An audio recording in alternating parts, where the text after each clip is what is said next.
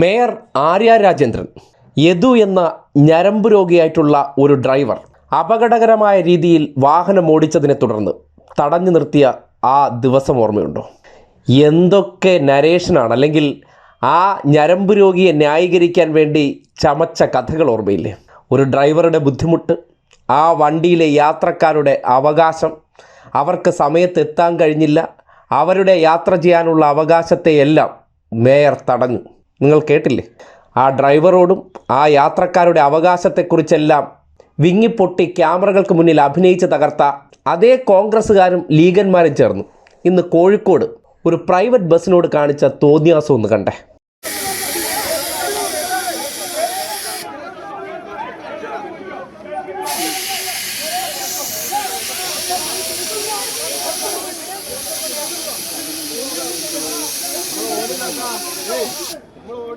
കണ്ടോ?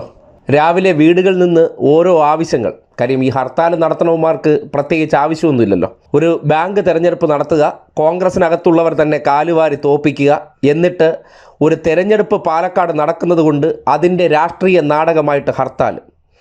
ആ ഹർത്താൽ ഇവർ ആഹ്വാനം ചെയ്തു എന്ന് കരുതിക്കൊണ്ട് ഇന്നലെ വരെ ഓരോ ആവശ്യങ്ങൾ അവരുടെ ജീവിതത്തിൻ്റെ ഭാഗമായി ചെയ്യേണ്ട മനുഷ്യർ, ആശുപത്രികളിൽ പോകേണ്ടവർ, വിവിധ ആവശ്യങ്ങളിൽ പലയിടങ്ങളിൽ പോകേണ്ടവർ ഒരു ബസ്സിൽ വരികയാണ്. അതും പകൽ സമയത്ത്. ഓരോ വ്യക്തികൾക്കും അവരവരുടെ വീട്ടിലെ ആവശ്യങ്ങളെക്കുറിച്ച് അവരവർക്കേ അറിയാവൂ. അത് ചെയ്തില്ലെങ്കിൽ ഉണ്ടാകുന്ന പ്രശ്നങ്ങളെക്കുറിച്ച് അവർക്ക് മാത്രമേ വെപ്രാളവും വേവലാതിയും ഉണ്ടാകുള്ളൂ. പക്ഷേ ബസ് സ്റ്റാൻഡിന് ഏകദേശം 1 കിലോമീറ്റർ ഇപ്പുറത്ത് വെച്ച് ബസ് ആര്യ രാജേന്ദ്രൻ തടഞ്ഞു നിർത്തിയപ്പോൾ ഉണ്ടാക്കിയ പുകിലവും ഇതും തമ്മിൽ നിങ്ങളൊന്ന് നോക്കിയേ. കേരളത്തിലെ മാപ്രകൾ ആരെങ്കിലും ഞെട്ടിയോ? എന്തൊരു തോന്നിവാസമാണ്. ആ വാഹനം എങ്ങനെ അവിടെ നിന്ന് എടുത്ത് മാറ്റും? ആ വാഹനത്തിലെ ജീവനക്കാർ, ആ വാഹനത്തിൻ്റെ ഉടമ, ഇതൊന്നും ഇന്നിപ്പോൾ ചർച്ചയല്ല. ഇതൊക്കെ ചെയ്യണം. ഞങ്ങൾ പ്രഖ്യാപിച്ച ഹർത്താലായതുകൊണ്ട് മാപ്രകൾ ഒപ്പം നിന്ന് അതിന് വായ്ത്താരിയിട്ട് കൊടുക്കും.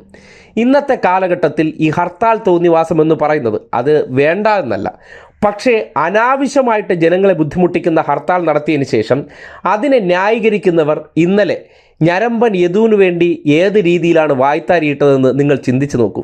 ഈ യാത്രക്കാർക്കൊന്നും യാതൊരു അവകാശമില്ല. അവനൊക്കെ വഴി കിടക്കേണ്ടവനാണ്. കോൺഗ്രസ്സുകാരൻ ലീഗന്മാരെന്ന രാഷ്ട്രീയ ചട്ടമ്പികൾ എന്ത് കാണിച്ചാലും അതിനൊത്ത് തുള്ളിക്കോളും. അതിന് പുതിയ കഥകളില്ല, വൈകാരിക തലങ്ങളില്ല, ആശുപത്രി കേസുകൾ മുടങ്ങിയതിൻ്റെ ദൃശ്യങ്ങളില്ല, പ്രതികരണങ്ങളില്ല. അതിനെ പിന്തുണയ്ക്കുകയാണ്. എത്ര വേണോ കാറ്റഴിച്ചു വിടൂ എന്ന രീതിയിലുള്ള പിന്തുണ. ഇതൊക്കെയാണ് കേരളത്തിലെ മാധ്യമധർമ്മം. പിന്നെ കോഴിക്കോട് നിന്ന് തന്നെ ഒടുവിൽ ഗതികെട്ട് ഒരു ദൃശ്യം കൂടി പുറത്തു വന്നിട്ടുണ്ട്. ഒരു യൂത്തൻ്റെ ഹുങ്ക് കണ്ടോളൂ. ബസ് സ്റ്റാൻഡിൽ ചെന്നിട്ട് അവരെ ഭീഷണിപ്പെടുത്തുകയാണ്. അന്നന്നത്തെ അന്നത്തിന് വേണ്ടി കഷ്ടപ്പെടുന്ന മനുഷ്യരാണ്. അവർക്ക് ഈ ജോലി ചെയ്തില്ലെങ്കിൽ വീട്ടിൽ അന്ന് അടുപ്പ് പുകയത്തില്ല. പക്ഷേ നോക്കിയേ, കുഴൽപ്പണക്കാർക്കും കള്ളപ്പണക്കാർക്കും കൊടി പിടിച്ചുകൊണ്ട് നടക്കുന്ന ടീംസ്, അവർക്ക് ഇതല്ലെങ്കിൽ വേറെ വരുമാന മാർഗം ഇഷ്ടം പോലെ ഉണ്ട്. കാര്യം കച്ചവടമാണല്ലോ മുഖ്യം ബിഗിലെ. അതുകൊണ്ട് വന്ന് അവരെ തടയാൻ ശ്രമിച്ചതാണ്. ഗതി കെട്ടിട്ട് നോക്കൂ, ഒറ്റയാൾ പോരാട്ടമായി വരുന്നു, വണ്ടിയെ തടയുന്നു. അവർ അവസാനം പഞ്ഞിക്കിട്ട് വിട്ടിട്ടുണ്ട്. ഇത് തന്നെയാണ് നടക്കേണ്ടത്.